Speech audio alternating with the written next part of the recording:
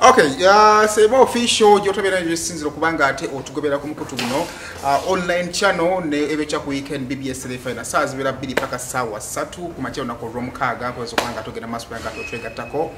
subscribing kubanga burundi go kusoko kubera nga ate otulaba kusigala kubera nga tofuna videos. Anyway, story about the training mu wiki ya Clever J afunya manager omupya Clever J manager gwa dalina ya mugobye nebera binyo tugenda kubanga tufuna Clever J tuclarifying ensonga eyo na yenga tunagenda ku nsonga Clever J wafunye design empya y'enviri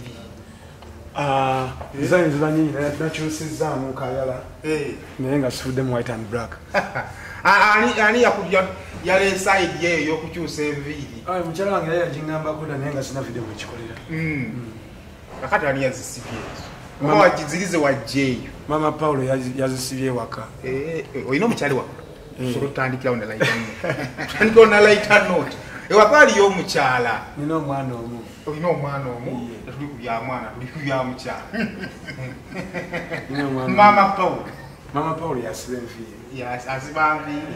kali bakoso wena mwana senso kwa kali baba nani senso ono Clever J au no manager mu Namasaka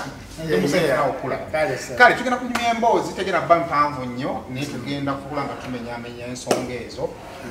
for starters mu Namasaka we yekuza kuba kulaba nsanyusa nnyo okubeera ku TV yaffe Nganzi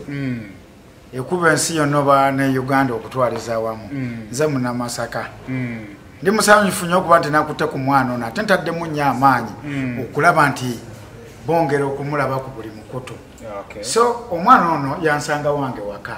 naŋŋamba nakukaabira dde obeere manager wagaana naye ku luno nzize n'ekitabo bw'ontansayininga kino ekintu ngenda kiwa Kasiru nkiwe ekiggala nkiwe ne muzibe nkireke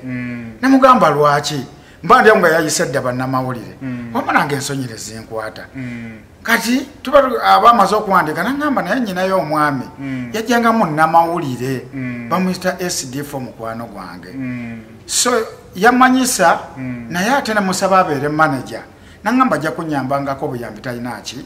budde njagala tutambule naye nemugamba zisiina buzibu ndi open mwekyo nemusajja akoze byenkoze mbikoze ebiteetaagisa mbireke byetaagisa nenkolaki tubitwale mu maaso nenkwata Clever J ono nemutwalawo mu studio nemutwalawo mu studio nakuba video efuluma ku Monday oluyimba olulala olw'Oluswayiri olugenda okulaga nti omusajja ono ayimba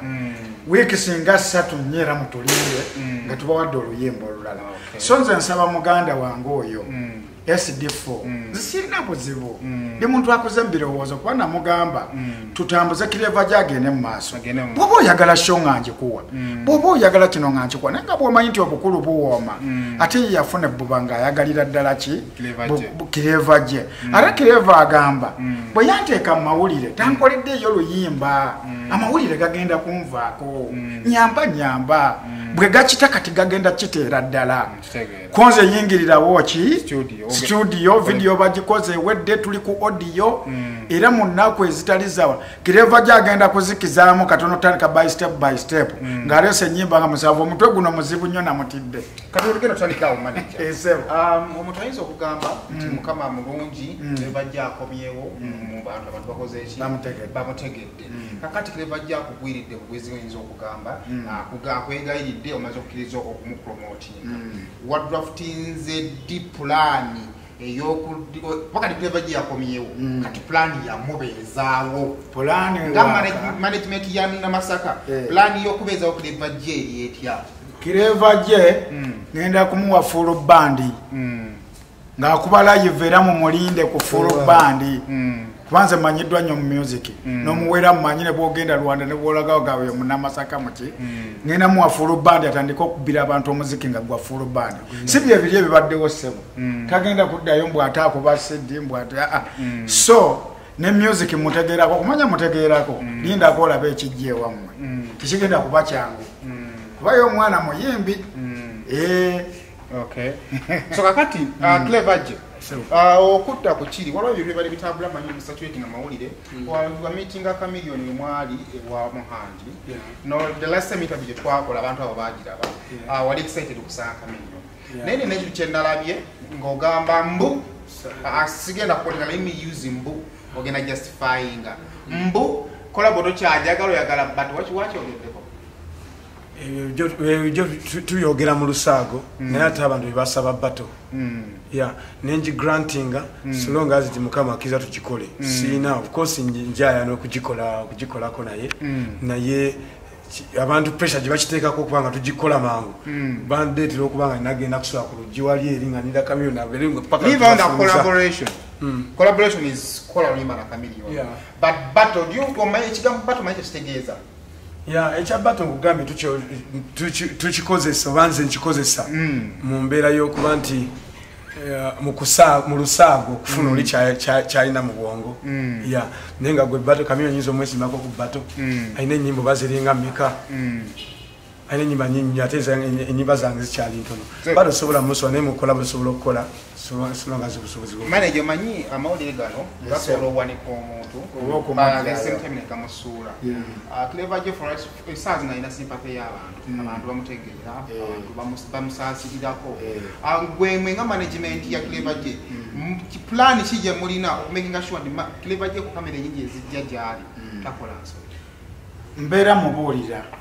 ne mutegeeza awo toyogerawo ekyo abantu bawe respect mbeera mubuulirira Clever J yandayiridde obutadda ku biragalalagala era omulaba ali fresh era Clever J lwaleero luno mukute ne mutwala mu bazadde ennaku gye yamulumira abadde amaze emyaka 11 taata w'amayanja ne mukyala we basoose ne baagala n'okkaaba nga balaba Clever J atuuse naye Clever J akkakanya wansi n'afukamira n'ababuuza era respect for you taata w'amayanja and mami kyemutukoledde tulidde ebintu tusanyuse ne mugamba omwana ono mumusonyiye ne mujjayo obufaananyi okuva omwamulerere okuva ku kwavula mpaka lwe yababulako naye nze nga manager ategeera nagambye omwana ono sikola naawe nga titunoonya emikisa gy'eka era ne musitule lwaleero mututteyo tugulayo kasukaali akatonotono ne tugulayo ku sabbuuni ne tugenda ne batwaniriza kibadde kiyitirivu nnyo tati w'amayanja musajja musanyufu nnyo mulungi aŋŋambye okoze ekyafaayo mu bamanager abakwata abaana baffe babafugire eyo tebamanya nti ffe abaabazaala gye tuli bajje batwebazeeko naŋŋamba lukwaga omenye likodi era kino kitwale ng'okijjamu ki nange nensikakana ne batukuba ebifaananyi ne maama ne taata n'abaana byonna ku bisenge kamera ne zibijjayo so Clever J ne mukuutira obutaba n'amalala kubanga ensi tugiryako ki makoola akakane ate ne muganda waffe SD4 nkwetaaga yadde nga wali ono tomusayininze ne kiyitawo omukisa ne gujja wange nenkusooka okusayininga bagamba ow'olubereberye alibe ow'oluvannyuma naye ate siyinza kukyawo SD4 era bw'aba ayagala omwana ono ng'alina ekyo ne bwaŋŋamba enkya sobola okusazaamu byonna ne mumuweereza n'amuyimbi waliwo agenda okubuuliza esaawa zino Clever J alina sympathy ey'amawulire gyali because yatunda essaawa zino naye twalina time twatuga nga fresh kid atrendinga amawulire gamwogerako amawulire ne gamuvaako nga kati waliwo amaanyi ga manager ageetaagisa manager tetulowooza nti nno olina Clever J ono lwa excitement lwakuba nti abantu bamwagala nga singa amawulire gamuddukako tetusuubira lunaku lumu tugambe nti munnamasaka avuddeyo Clever J amutadde kuba takyatunda kyekyamuleese wange ng'alaba nti amawulire bwe gamala okutunda n'obulwa dimandi gy'olaga abantu nga gakuvaako kwe kwanguwa n'enkola vidiyo bwe nakuba ennyimba zange 4 ne bazifolowinga bulungi nja kubanga ob'omutindo okulaba nti buli kiseera bafuna ekipya kyekisinga okusuula abayimbi so ne Clever J ono njagala abeere n'empisa nze management zembaddemuko situunda muyimbi wa bulimba ate sikutunda n'otatuuka njagala abantu bakwagale ate obayimbire njagala abantu bakwagale obeere n'empisa saagala otuuke kiraya nti akubuuzaako mukube eŋŋumi byembadde ndaba eyo gye tubeera mu bavubuka balina amalala njagala obeere mugonvu obugonvu bw'olujegere kwe kudduka kw'eggaali bwe gambye okutwala mu bakadde okkiriza kati owulira ensi yonna ekutadde luli obadde toddaka ng'olengerayo ne weekweka ensi yonna ekoze eki nga bwekutadde gonda tolwana na mikutu tovuma bannamawulire nga bye tulaba abalala bwe bakunnyonnyola ensonga gonda nti mumpapule ogenda kukuba eggwanga kubona omusajja muyimbi oluyimba oluddako lugendo kekazaako ne Clever ajayimba oluyimba mazo dufuna alusayina yena yagambye mu bulamu bwange luno ndaba lunsuseeko lugenda kuba luzibu era mu lulinde Clever je balasema yagana SB4 yangamba ati yes mwatula meetings eziwerako nagamba nti yes obwamali yasigenda kusayininga ne tugenda kukola fembe gwe Clever je nga amawole gakomyewo gyoli nga Clever je okomyewo wa wantu wali tosubira ntosobola okudda okuyayaanaako kwali ki kiki ekibadde kuyayaanaako olwezi kubadde ki because SB4 agamba tiye yali ali willing okukola naawe naye nga tayagala kusayinisa lwansonga yali ayagala kukola naawe nga mukwano gwe okuyayaanaako always kubadde ki okuyayaanaako aye konna akaseera konna mbulidde kubadde eri Mukama era nina olunyiriro lwankwatako nti byali ekkakkanya aligulumizibwa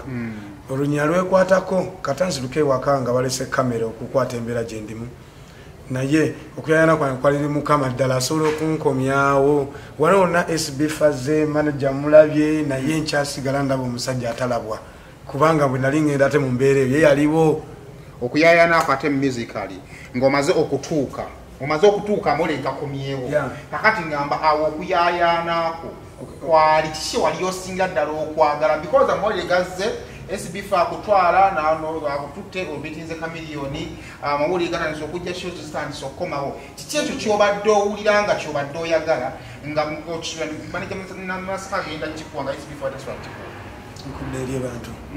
kubadde kudda eri bantu kubanga music mukubi awo nga mulungi naye nga taliko power play nga ne bwenda okuba nga lwakabi walulirako basatu babiri ne lusigala awo nga tebasobola kulumanya naye ono omwami namumanya kuvaako ddala mabega namumanyako nengezaako musaba naye nga siinaawo waaka SB4 wansangidde mbadde nina bulumakuze nga tannaggwa nate we bali butanswaza nga sinaba kumukola naye nga njagala nnyo abantu bawulire ku products zempya nga sina bwenzi batuusaako kikibadde kinsinga okwagala okuzza products zange mu bantu manager waliwo yayinza okugamba nti okubeera manager Clever je kitugambe kitiibwa oba kirungi olina agamba nti obanga Munamasaka management ekutte ku Clever je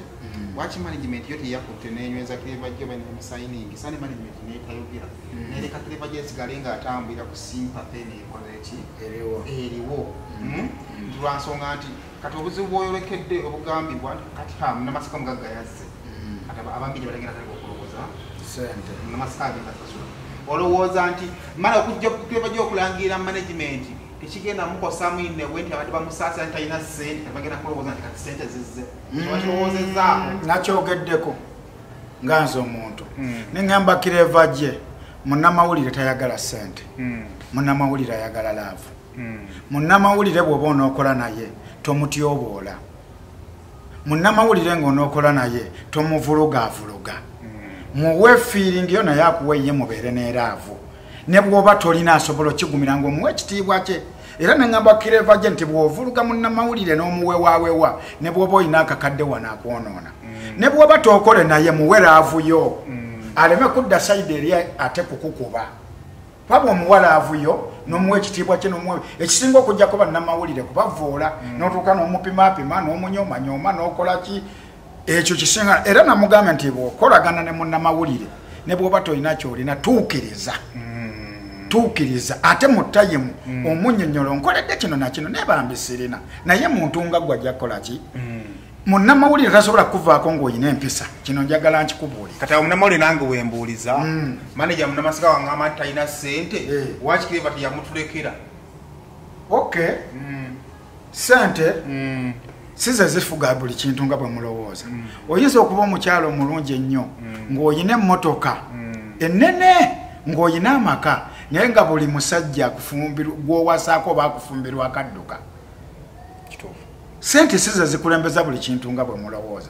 nze nyina erinnya ne bw'obuuza omuwere naye mbadde sibeera nnyo mu bino bintu naawe era obadde omumanyi naye nga tondabangako nampise wano ku TV abadde amumanyi naye nga tandabangako naye aneewuunya bwewuunya sitandula bigere bina Munamasaka so ekintu okikutta otya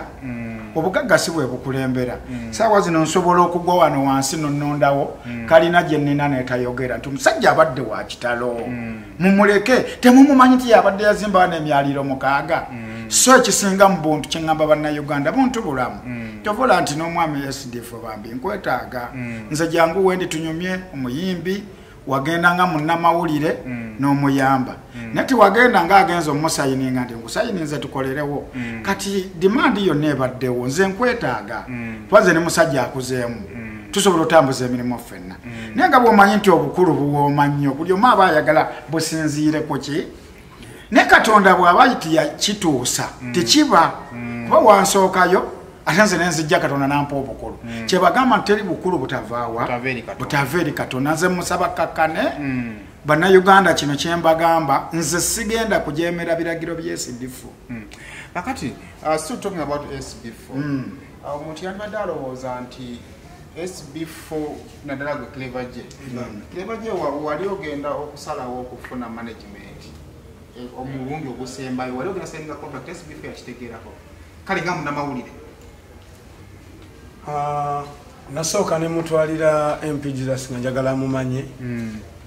era nenkimugambako ekyo bamanager n'atampa clearance naye nga already ekintu gye kiwanise ntandise okufuna demand y'okuba nti what's there now you came back now what do you have in stock so saakola ki sina bwe twasayininga nti oba kiki nze twali tulinze bwakkiriza okubeera manager wange mulyoke mulaba ate ebiddako ne bwe yakirinnyako bw'ati naye kwe kufuna ate wendala gyendaba nti esobola okupawalinga music wange waggulu naye nga lesivudde ku SB4 watwawukanirako kwe kubeera kuba nti ayagala kibeere nga akibeeramu yabaninako obuyinza ate nga si biwandiiko kituufu nti SB4 yali akubba ssente ebyo sinabiwulirako nze nawe nakiwulire nti wadde ogamba tabba ssente zo nedda mukwano sinakiwulirako so kakati mu bukiriyalinga maaso ga kamera ekyo kyempuliddeko nti SB4 anziba ssente ekyo kipya mu matu gange sinakiwulirako tokyogeranga nako tekibanga nayo ekyo kivuddewo kale nga tumaliriza right now Clever J akomye mu maaso g'abantu omuziki omupya abantu bagulinze wabula Clever J ng'omuyimbi amaze ebbanga nga tali abantu awo we yali ng'omuyimbi ayinza okuba badde frustrated abadde psychologically tortured nti na muziki tagikyatambulanga bwakola ki bwe guli okuleka okuzza music we ng'omuntu obwongo buno manager obwongo buno obwongo bukyuka omuntu singa alwa mukomera atandika okumanya system ya kufulumya kidoli kukomawo munda oba tegera obwongo okubukyusa okubuza mu bulamu bwa bulijjo it takes time mwenga management mugenda kukola ki bola kino kankyogere kumpewo wala bangamba nti Clever J nedda kusinza ku kyo kyakozera kamulalu ekyo wakiwuliddeko embeera bwe kuyiikiriza nnyo kufuula omulalu era oyinza okusanga nga n'abaana bali ku nguudo tebaali balalu naye ng'embeera ye yabayiikiriza naye nga bwe bafuna tebwe batereeza n'obakonvisinga n'obalaga omukwano n'obalaga kino basobola okudda ne bafuuka abantu nange ono ngenda mulaga omukwano neraavu kujjako nga ye yakoze empisa embi nze manyi nti bwembeera naye tasigalira gw'omukisa katonda yagumpa ate seeraga mbeera ize ne bwobuuza gyembeere mubende Masaka abamanyi mbeera ize era omuntu okutuuka okummanya lwawo agenda okuntegeera nti ze munnamasaka yeekanga bwekanzi yeggwe bulijjo gwe gwobeera wano so embeera bwe kusukkako eyinza okufuula omulalu ate bwe bakulonda ne bakutereeza osobola okuba omulamu kubanga oba tewalalukira ddala naye ng'embeera yakutwala kati bannayuganda mbasuubiza Clever J anyirira ng'abalabikira bulungi kuba buli omu kyasema nti ennyimba z'omwana oyo mpitirivu nnyo era oba akomyewo kwegamba simu ge nafunye wano sigamanyi na muwendo oyo k'omukutteko kiwedde era nsaba Mukama Katonda kibeere bwe kityo kuba buli gwenzija naye mu industry aba w'amaanyi nnyo mwasayininga contract mubimu ku bye mwasayininga mu contract musobola okuliviringako ebimu biki bimu byogenda omukolera okusinza akoli ku contract gye mwasayininga ye ngenda okukolera omwana ono era yabbanga so emyaka giri mukaaga naye waliwo ekintu kye bayita okwagala. Nze bwe nfuna omuntu njagala nnyo nga oddamu awo waliwo ebintu olina akwata contract ng'agenda kwandolinga okujja kw'omuyimbi, entambula y'omuyimbi, ensula y'omuyimbi, welfare y'omuyimbi nga mulimu actually mba n'okulya mulimu okulabirira abaana famire kati munnamasaka agenda ku controllinga sebo kakati ono si mwana muto muntu mukulu toyinza kumuga nti nja muliisa nja munywesa nja okujjako kinaabeeranga mu nkola yaffe nga ffe bwe tutageregana ffe tutajja banyonnyola nnyo yesebo so togenda tudiramuko wakati egenda tuuka tusange Clever J ng'atambuza ebigere kibuzo kigenda kubeera alina manager lwaki atambuza ebigere tusetikere ku makya waba yanajja apangisa bangoye mujye batubuuze manager bwe yafuna yalagawa ekyebigere kyo twandikirese kuba nange mulimu lwe mmala omwaka ng'atambuza ebigere naye access yo eri ku kyokola obwongo nakyo kyoweereza abantu oyinza okuba ku bigere nga bakwagala ate avuga emmotoka ennene nga Ronaldo nga tibamwagala kati nze kyenkutira Clever J mukama bw'anaaba kati alinawo emmotoka gy'atambuliramu gye twamutaddemu naye Katonda bw'anaaba muwadde ajja kufuna nennene esingawo era bwe naagaana asobola okuba ku bigere naye nga buli muntu amugamba waayo bwe buntu bulamu bwe naggambye emmotoka eyo eyinza obutakuyamba ne bw'oba n'empisa embi. Clever J abantu bakwagala nnyo when you came back naddala ng'osinzira ku mukutu gwa SB4 Media. Abamu they can understand bagamba yala agende maaso, others bali bazzemu that feeling of bikoze bitya mwefuide bikoze bitya. I want you to talk to those people njagala oyogere nabo nga Clever J gwe bareceiving oba mu bigambo ebitono obalage ensonga entuufu eriwo then oyogere SB4 Media SB4 tumalirize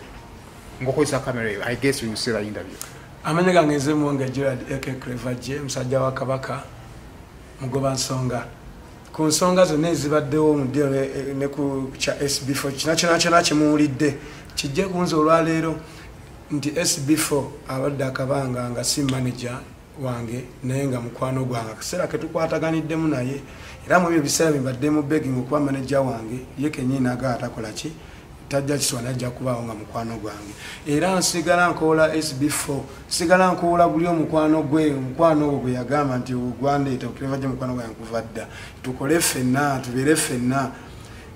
nayogeddeko ne Mr. Lukwago era ne mugabo omuwulidde mu bigambo bye nti SB4 tuddemu ajje tukole dano okubeera nga tuli ali eri nga ffe tuli eno ate nga ku media muzibu nnyo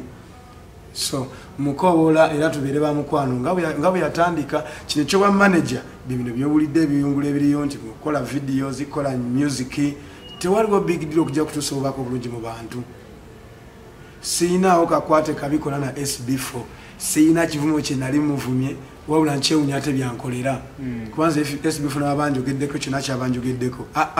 already akoze ejjinja eddene mu bulamu bwange wabadde ankomyawo nebaza mukama kulwa Mr. Lukwago omulala omutuukira n'omusaba wa manager n'agaana omulala omusaba wisa yagaana okugamba badde alina obusobozi naye nga omuyimbi tamwagadde kino kyebaliza mukama nti ampadde omuntu asobola okuba nga tudduka naye weewaawo kale manager olina obugambo obutalekeka nga sinakuta obugambo obutalekeka bwandibadde nti nebaza nnyo muganda wa Clever J Chameleon thanks era ekintu kye wayogedde ku TV nti okukyawibwa kubaawo omuntu bwakukyawa omuleka ate n'okwata ekira ebyo bibaawo bulijjo Chameleon bwe yagambye nagamba oyo omwana wa family friend nze buli kimu nakimala kiri kyagamba kale bato oba kyayogereddwako nedda bata agireke asooka akole nange kulaba afune amaanyi ate ndyoke mutwale okumulaga mu maaso ekirala so Chameleon nkwebaza nnyo nenebaza ne tata wo Mayanja byatukoleddera tugenze mu makage ne mama waffe nze munnamasaka era nsuubira Chameleon ngenda kutambuza mutoowo mu kintu kino naawo nebazo nga nti webale kujja mu family so bannamawulire nammwe tubeebaza nnyo kuba nti mutukutte bulungi ate ne mutu openinga mu nsi yonna ensi emanye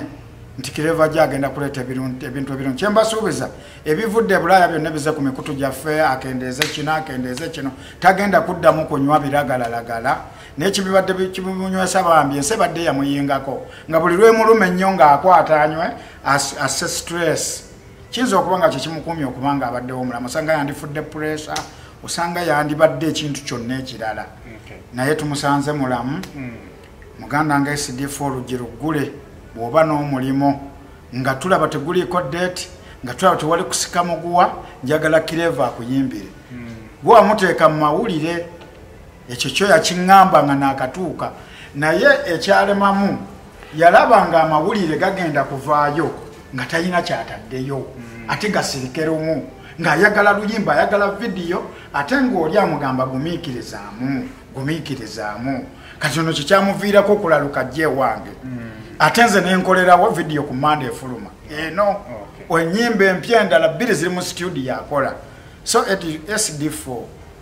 gundi omulokole ono yayimba oluyimba komaweeka kitaawo akulindiridde nze ninga kitammwe nja kubagatta obeerewo osobola okufuna mu Clever J kyoyagala ekisaanye ate naye abeewo naffe tubeewo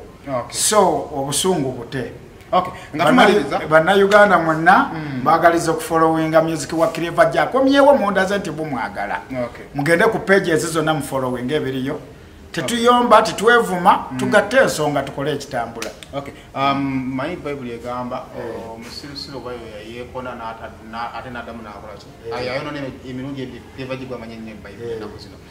kibi nnyo kyensaba manager kisaagala kiddemu kulabika because omanyigala mooli gawanika naye tekigenda kuŋŋaana kukuba nkyanga kikuba kikola ki weekiri bino nze sikunze ekintu kya battle saakyagadde because it looks like disrespect mu maaso g'abantu so kino Clever nkusaba busabi at least amawulire gagenda kujja tugenda kusabanga interview naye woowulira nga tolina kyakwogera most especially ng'oli akubuuza ku kintu ekirimu okuba lwe nakusanga n'ombuuza kintu ki kyewejjusa wangamba olimba lwakukoona naawe mukoona owulira ng'obejjusa njagala ekigambo ekyo kikurotatingirenga mu bwongo every time bw'obeera ng'oli muki mu mawulire anyway Saimo Official gwe mukutu gobeerako subscribe to the channel za Saimo abe Dubai Abu Dhabi tekako comment yo oyinza okuba olina ekibuuzo ng'oyagala kibuuza Clever J n'ebikwatagana ng'ebyo kiteekeko tujja kuba nga tubikyusa gyali olina bakweteetaga interview naye tujja kuba nga tugireeta for now I'm out mwera